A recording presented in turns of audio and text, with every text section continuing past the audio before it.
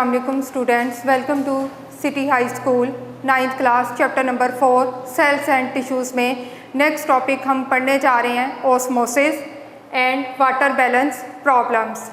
कल आपने passage of molecules in and out of the cell यानी movement of the molecules in and out of the cell, उसके आपने कुछ method पढ़े थे कि सेल के अंदर और बाहर किस तरीके से मॉलिक्यूल्स जो है वो मूव करते हैं। उसमें आपने डिफ्यूजन और फैसिलिटेटेड डिफ्यूजन पढ़ा। आज नेक्स्ट है इसमें ऑस्मोसिस। सबसे पहले ऑस्मोसिस की हम डेफिनेशन देखेंगे। It is the movement of the water molecules from lesser solute concentration towards the higher solute concentration through semi-permeable membrane. Definition: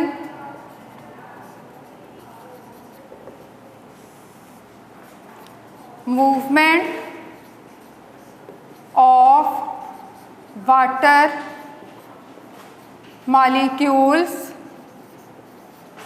from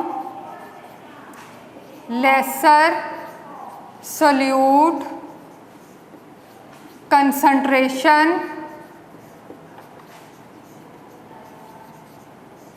to the higher solute concentration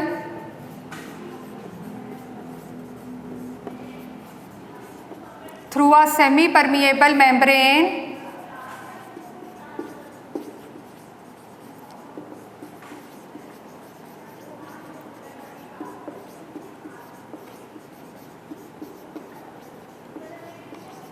ये है जी definition osmosis की। Salute class जैसे water है, water के अंदर आप salt शामिल कर दें तो साल्ट क्या है? सल्यूट। साल्ट सल्यूट है, वाटर क्या है? सॉल्वेंट। तो साल्ट और सल्यूट दोनों को मिक्स कर दें तो क्या बन जाएगा? सोल्यूशन। यानी सोल्यूशन में जो भी सब्सटेंस जो है वो कम मिकदार में होती है, आपको पता है, आप पहले शुरू में ही 8th क्लास में भी पढ़ चुके हैं। तो सोल्यूशन में जो सब्सटेंस जो है वो कम मिकदार में होती है उसे हम सल्यूट कहते हैं, जो ज़्यादा मिकदार में होती है उसे सॉल्वेंट कहते हैं। सल्यूट और सॉल्वेंट आपस में मिलकर सोल्यूशन बनाते हैं। तो यहाँ पर जो है वाटर की जो मूवमेंट हो रही है लेसर सल्यूट कंसनट्रेशन से to the higher solute concentration through a semi permeable membrane.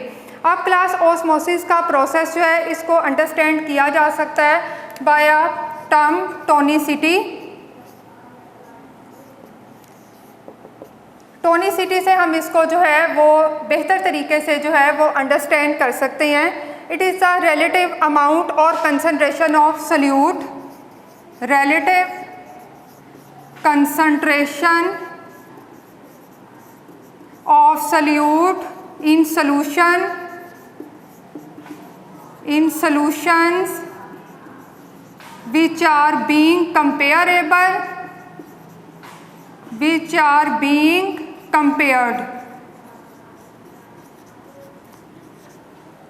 कि हम जो है वो 3 तरह के सॉल्यूशन बनाएंगे, उसमें सल्यूट की मुख्तलिफ मिकदार जो है उसे ऐड करेंगे और फिर उन्हें कंपेयर करेंगे।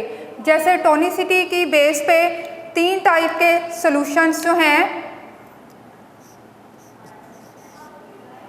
Hypotonic solution,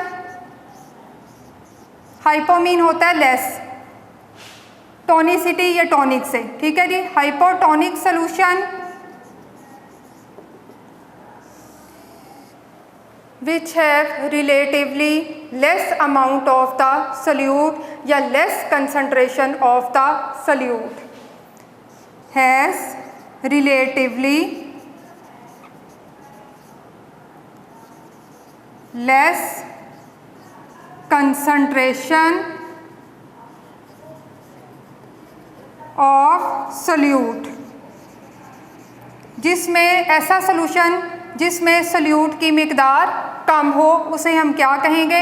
hypotonic solution has relatively less concentration of solute. Hypo mean less. Next है class hypertonic solution. Hyper mean more, ज़्यादा। hypertonic solution which has relatively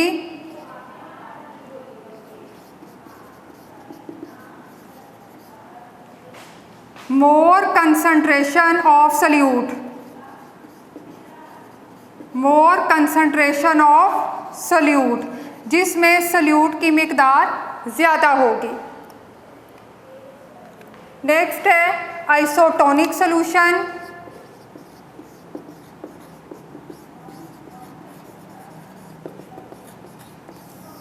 which has equal concentration of solute, जिसमें solute की equal concentration होगी।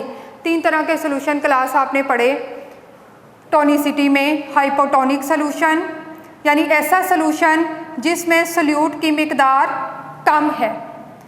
Hypertonic solution, hyper mean ज़्यादा या मोर, जिसमें solute की concentration, solute की मिकदार ज़्यादा है।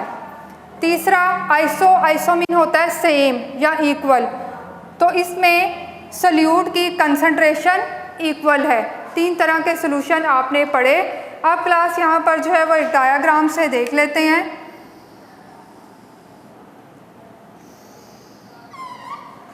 डेफिनेशन के मुताबिक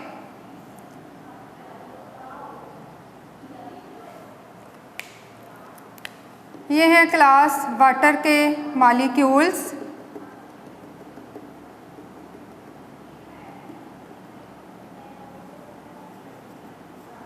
ये है जी वाटर,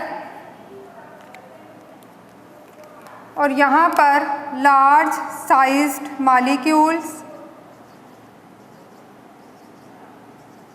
यानी जिनमें सोल्यूट की जिसे आप कह लें हायर सोल्यूट कंसंट्रेशन, और यहाँ पे लेसर सोल्यूट कंसंट्रेशन। इसमें एक है जी वाटर और दूसरा है जी शुगर के मॉलिक्यूल्स।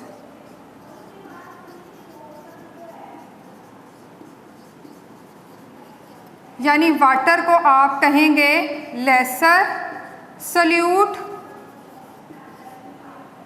या हाइपोटोनिक, और शुगर के मॉलिक्यूल्स यानी वाटर है उसके अंदर शुगर के मॉलिक्यूल्स अगर ज़्यादा से ज़्यादा जो है वो मिक्स कर दिए जाएं तो क्या हो जाएगा, एक थिक ही सा सोल्यूशन बन जाएगा। तो शुगर मॉलिक्यूल्स हैं वो क्या है जी, हायर सोल्यूट। वाटर हो गया जी लेसर सोल्यूट, और यहाँ पर हो गया sugar molecules higher solute. Definition में देखें, movement of water molecules from lesser solute concentration.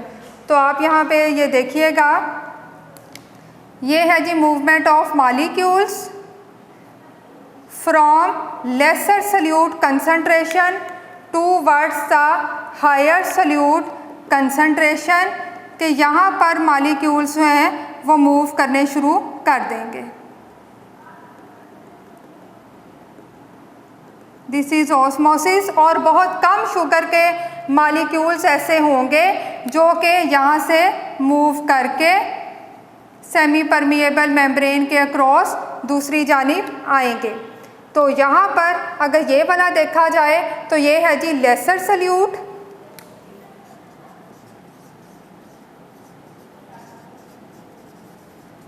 और इसे अगर देखा जाए it is higher solute.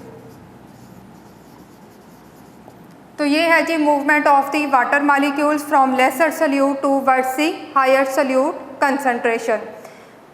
Osmosis की डेफिनेशन पेपर के पॉइंट ऑफ व्यू से बहुत इम्पॉर्टेंट है। इसकी तीनों टाइप्स और ऑस्मोसिस का पूरा topic as a detail question भी आ सकता है। आपको तीनों सॉल्यूशंस में कंपैरिजन भी आ सकता है। नेक्स्ट हम पढ़ेंगे वाटर बैलेंस प्रॉब्लम्स।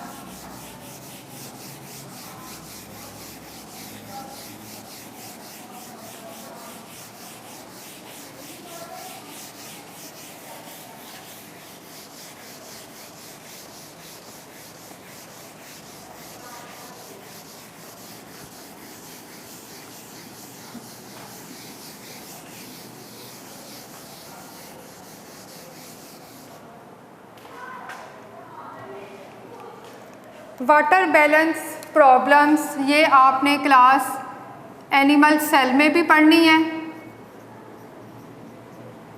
और प्लांट सेल में भी पढ़नी है। वाटर बैलेंस प्रॉब्लम कि किस तरीके से एनिमल सेल में और प्लांट सेल में वाटर की कंसंट्रेशन जो है वो मेंटेन रखी जाती है। तो यहाँ पर सबसे पहले हम पढ़ेंगे water balance problems in animal cell. Water balance problems in animal cell. इसको एक एक्सपेरिमेंट से एक्सप्लेन किया गया है। एनिमल सेल में इन्होंने लिया है रेड ब्लड सेल।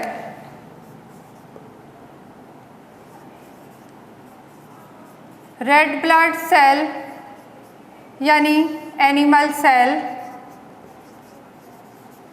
उसको 3 तरह के सॉल्यूशन में रखा है। सबसे पहले हम लेंगे आइसोटोनिक सॉल्यूशन,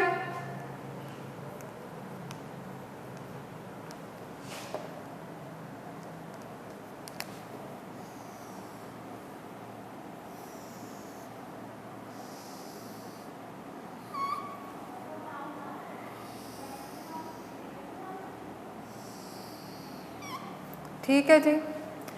ये है जी एनिमल सेल, ये इसमें न्यूक्लियस। अब ये लेंगे हम लोग आइसोटोनिक सॉल्यूशन में।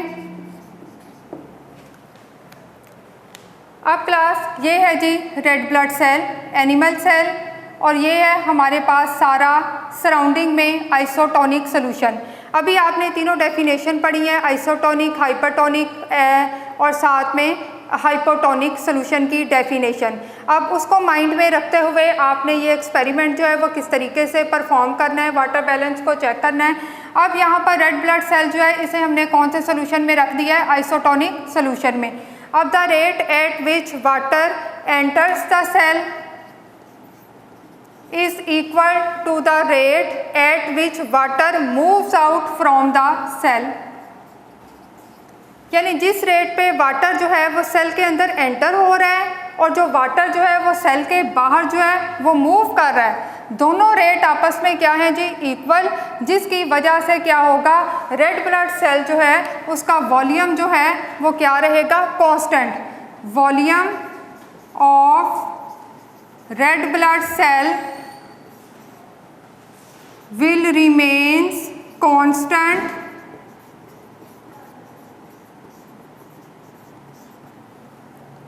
ठीक है जी इन आइसोटोनिक सॉल्यूशन।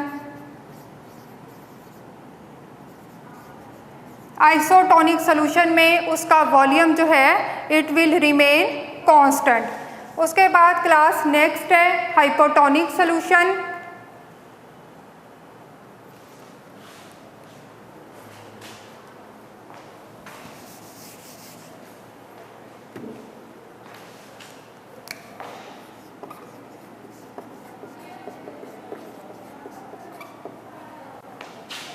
नेक्स्ट है क्लास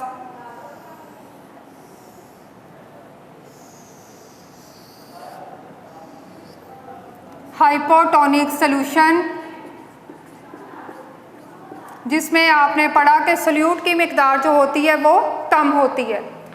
अब क्लास यहाँ पर रेड ब्लड सेल जो है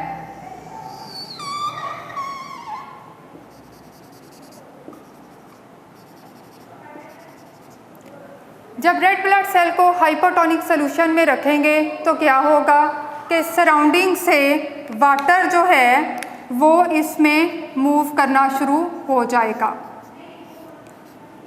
जिसकी वजह से सेल का वॉल्यूम इंक्रीज हो जाएगा। It looked like a balloon like, ये ओवरफिल्ड हो जाएगा। इट विल बी ओवरफिल्ड हो जाएगा वाटर से and balloon like and will rupture, और फट जाएगा, इसकी डेथ हो जाएगी। यानी अगर हम इसे रखेंगे हाइपोटोनिक सोल्यूशन में, हाइपोटोनिक सोल्यूशन में क्या है, बाहर सराउंडिंग में सोल्यूट की मिकदार कम है। जब बाहर सोल्यूट की मिकदार कम है, कुदरती बात है सेल के अंदर सोल्यूट की मिकदार हाई होगी। क्लास हमेशा दो तरह के इन्वायरमेंट होते हैं, आप याद रखिए। अगर बाहर का इन्वायरमेंट जो है वो हाइपोटोनिक है तो यकीनन सेल के अंदर जो साल्ट की कंसंट्रेशन है वो ज़्यादा होगी, जिसकी वजह से क्या होगा, वाटर जो है वो सराउंडिंग से सेल के अंदर मूव करना शुरू हो जाएगा और सेल क्या होगा, ओवरफिल्ड हो जाएगा और इसका स्ट्रक्चर जो है वो बलून लाइक हो जाएगा एंड इट विल रप्चर, और ये रप्चर हो जाएगा, सेल की डेथ हो जाएगी। नेक्स्ट है सिचुएशन यहाँ पर हाइपरटोनिक सोल्यूशन। अब हम क्या करेंगे कि रेड ब्लड सेल जो है उसे रखेंगे हाइपरटोनिक सोल्यूशन में। Hypertonic solution. अब क्लास यहाँ पर सिचुएशन क्या होगी कि रेड ब्लड सेल जो है वो श्रिंक हो जाएगा। श्रिंक कैसे हो जाएगा, इसके अंदर से सारा वाटर जो है वो बाहर सराउंडिंग में निकल जाएगा, मूव कर जाएगा। हाइपरटोनिक सोल्यूशन कौन सा होता है, जिसमें सोल्यूट की मिकदार जो होती है वो ज़्यादा होती है। अगर बाहर इन्वायरमेंट जो है वो हाइपरटोनिक है, यकीनन सेल के अंदर कौन सा इन्वायरमेंट होगा, हाइपोटोनिक। बाहर सराउंडिंग में हाइपरटोनिक इन्वायरमेंट है, हाइपरटोनिक इन्वायरमेंट होने की वजह से क्या होगा, सेल के अंदर से वाटर जो है वो बाहर की जानिब मूव करना शुरू कर देगा and cell will shrink. Water moves out from the cell and cell will shrink. Cell shrink हो जाएगा, सुकड़ जाएगा और उसकी डेथ हो जाएगी। वैसे क्लास आपने कभी नोट किया होगा, बच्चे जो है वो अक्सर अर्थवॉर्म के ऊपर जो है वो साल्ट स्प्रिंकल करते हैं, नमक छिड़कते हैं। तो आपने कभी, ये कॉमन ऑब्जर्वेशन है कि अर्थवॉर्म जो होता है उसके अंदर से सारा वाटर बाहर निकल जाता है, अर्थवॉर्म श्रिंक हो जाता है, अर्थवॉर्म की डेथ हो जाती है। ये वैसे ही आपको एक हाइपरटोनिक सोल्यूशन वाला प्रोसेस समझाने के लिए एग्जांपल एक लिविंग ऑर्गेनिज्म की दे दी कि अर्थवॉर्म जो है उसके ऊपर जब नमक जो है वो स्प्रिंकल किया जाता है, यानी इन्वायरमेंट कौन सा हो गया, बाहर हाइपरटोनिक, तो उसके नतीजे में क्या होता है, उसके अंदर से सारा वाटर बाहर निकल जाता है और अर्थवॉर्म विल श्रिंक, अर्थवॉर्म जो है वो श्रिंक हो जाता है, उसकी डेथ हो जाती है। अब क्लास आपने देखा कि हाइपरटोनिक सोल्यूशन, इसमें भी सेल की डेथ हो गई, हाइपोटोनिक सोल्यूशन, इसमें भी सेल की डेथ हो गई, लेकिन आप नोट करें आइसोटोनिक में उसका वॉल्यूम जो है वो सेम रहा। अब क्लास आप नोट करें कि जो एनिमल्स जो हैं जो फ्रेश वाटर में रहते हैं, यानी animals live in fresh water, fresh water का इन्वायरमेंट कौन सा होता है क्लास, हाइपोटोनिक इन्वायरमेंट। तो they must have the ways to prevent the excessive entry of water. तो इनमें स्पेशल किस्म के इन एनिमल्स में मेथड मौजूद होते हैं जो फ्रेश वाटर में रहते हैं, वो अपने अंदर जो एक्सेसिव एंट्री ऑफ वाटर है उससे ख़ुद को प्रिवेंट करते हैं। उनके पास ऐसे मेथड मौजूद है जिसके ज़रिए से to prevent the excessive entry of water. इसी तरह क्लास वो एनिमल्स जो रहते हैं सी वाटर में, समंदर में। अब समंदर का पानी आपको पता है साल्टी होता है, नमकीन होता है। अगर वहाँ पे ये वाली सूरत हाल हो जाए तो फिर तो सारे जो एनिमल्स हैं उनकी डेथ हो जाए, लेकिन ऐसा नहीं होता। तो वहाँ पे भी सेल के पास जो है animals, they must have a method for the prevention of the extra loss of water inside the from the cell और इनसाइड द सेल। यहाँ पर सेल के अंदर से जो एक्स्ट्रा लॉस ऑफ वाटर है उससे वो खुद को महफूज रखते हैं। तो दोनों सिचुएशन में आपने देख लिया कि जो एनिमल्स फ्रेश वाटर में रहते हैं और जो सी वाटर में रहते हैं वो किस तरीके से ख़ुद को जो है वो एक्स्ट्रा लॉस ऑफ वाटर से भी महफूज रखते हैं और एक्स्ट्रा और एक्सेसिव एंट्री ऑफ वाटर जो है वो अपने अंदर भी आने नहीं देते। ये आपने पढ़ा water balance problems in animal cell. Next हम पढ़ेंगे water balance problems in the plant cell.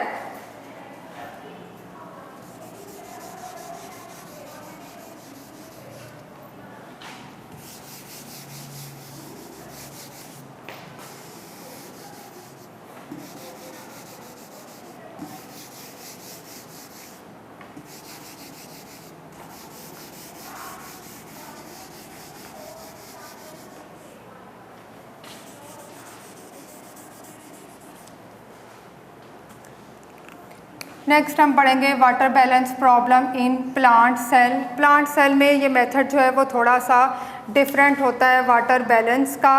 अब यहाँ पर क्लास जब प्लांट जो है, अब उसमें आपको पता है कि रिजिड सेल वॉल जो है वो मौजूद होती है। तो यहाँ पर जो हाइपोटोनिक इन्वायरमेंट है, अब जब उसमें जो है वो सेल को रखा जाएगा, ये है जी प्लांट सेल, ये है इसकी सेल वॉल, सेल मेम्ब्रेन और सेल वॉल। अब हाइपोटोनिक और अंदर है इसमें जो है वो लार्ज साइज जो है वो आपको पता है कि वैक्यूल मौजूद होता है, फिर न्यूक्लियस इसके अंदर मौजूद है, सेंटर में इसके वैक्यूल मौजूद है। तो यहाँ पर जो है वो सराउंडिंग से क्या है जी, वाटर जो है वो सेल वॉल के ज़रिए पहले सेल में एंटर होगा, फिर वैक्यूल में एंटर हो जाएगा, जिसकी वजह से वैक्यूल के अंदर जो है वो वाटर ज़्यादा हो जाएगा। फिर सेल का जो साइटोप्लाज्म है उसके अंदर जो है वो वाटर ज़्यादा हो जाएगा, जिसकी वजह से क्या होगा, ये इंटरनल जो है वो प्रेशर एक्सर्ट करेगा किस पे, सेल वॉल पे, जिसकी वजह से सेल वॉल जो होगी इट बिकम रिजिड। इसकी जो सेल वॉल है वो रिजिड हो जाएगी, सख्त हो जाएगी, इसमें वाटर जो है वो आ जाएगा, लेकिन सेल जो है इट विल नॉट रप्चर, ये रप्चर नहीं होगा क्योंकि बाहर जो है वो हार्ड सेल वॉल मौजूद होती है। जब इसमें वाटर आ जाएगा उसके बाद जो है ये वाटर वैक्यूल के अंदर जो है वो एंटर होगा। वैक्यूल में एंटर होने के बाद वैक्यूल का साइज़ जो है वो इंक्रीज़ हो जाएगा, वैक्यूल साइज इंक्रीजेस। अब इसके इंक्रीज होने की वजह से क्लास क्या होगा, यहाँ पर जो इंटरनल वाटर है साइटोप्लाज्म में जो मौजूद है वो बाहर की जानिब जो है वो सेल वॉल पे एक प्रेशर एक्सर्ट करेगा। Pressure exerted on the cell wall by inside the water, यानी जो इंटरनल वाटर है उसकी वजह से सेल वॉल पे एक प्रेशर एक्सर्ट होगा। उस प्रेशर को हम कहेंगे turgor pressure. The pressure exerted on the cell wall by internal water, pressure exerted on cell wall by internal water, उस प्रेशर को कहेंगे टर्गर प्रेशर और इस पूरे फिनोमिना प्रोसेस को कहेंगे टर्गर।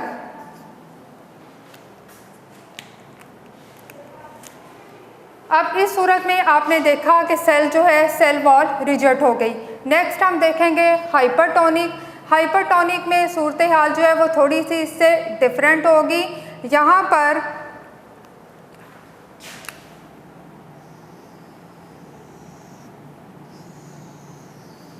ये है जी cell wall,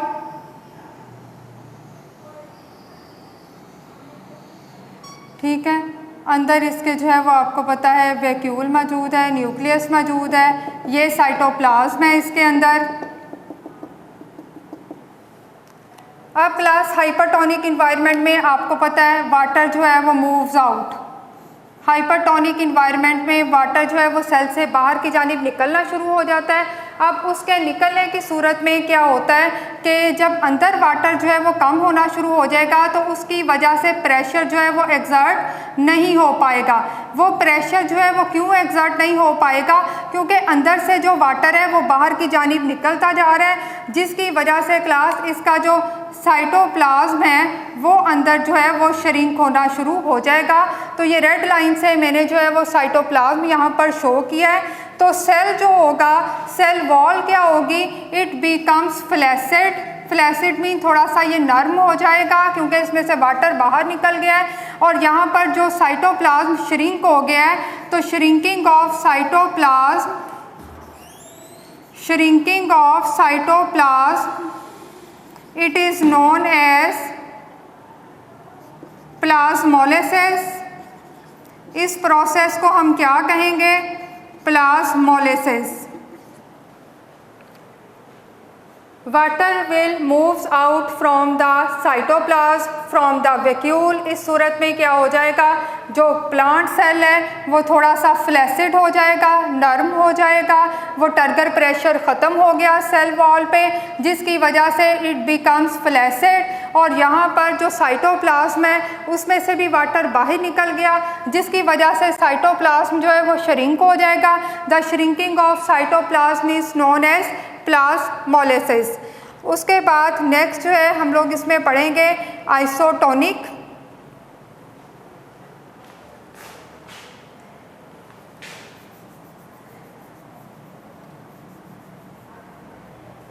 shrinking of cytoplasm is known as the plasmolysis.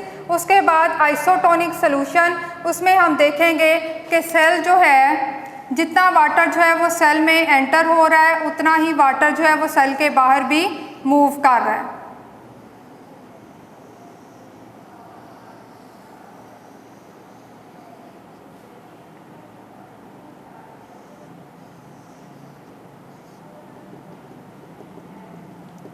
अब इसके नतीजे में क्लास क्या होगा, सेल बिकम्स अ फ्लैसिड और नॉर्मल। इसमें जितना वाटर जो है वो एंटर होगा उतना ही वाटर जो है वो बाहर की जानिब जो है वो मूव भी करेगा। तो एक में आपने देखा सेल जो हो जाएगा रिजिड हो जाएगा, सख्त हो जाएगा। आइसोटोनिक में आपने ये देखा कि सेल जो है वो फ्लैसिड हो जाएगा, वो नॉर्मल हो जाएगा। उसके बाद यहाँ पर तीसरा जो है वो आपने देखा हाइपरटोनिक इन्वायरमेंट, उसमें जो है वो साइटोप्लाज्म जो होगा वो श्रिंक हो जाएगा। तीनों सिचुएशंस आपने यहाँ पर देखी। आइसोटोनिक में जितना वाटर सेल के अंदर एंटर हो रहा है उतना ही वाटर जो है वो बाहर की जानिब मूव कर रहा है, और सेल जो है वो क्या होगा, इट बिकम्स फ्लैसिड, थोड़ा सा नरम हो जाएगा। दूसरी सूरत हाल जो है यहाँ पर वाटर जो है वो एंटर हो रहा है सेल के अंदर, जिसकी वजह से इंटरनल वाटर की वजह से बाहर की जानिब प्रेशर एक्सर्ट हो रहा है, जिसे हमने टर्गर प्रेशर कहा, इस फिनोमिनन को हमने टर्गर कहा।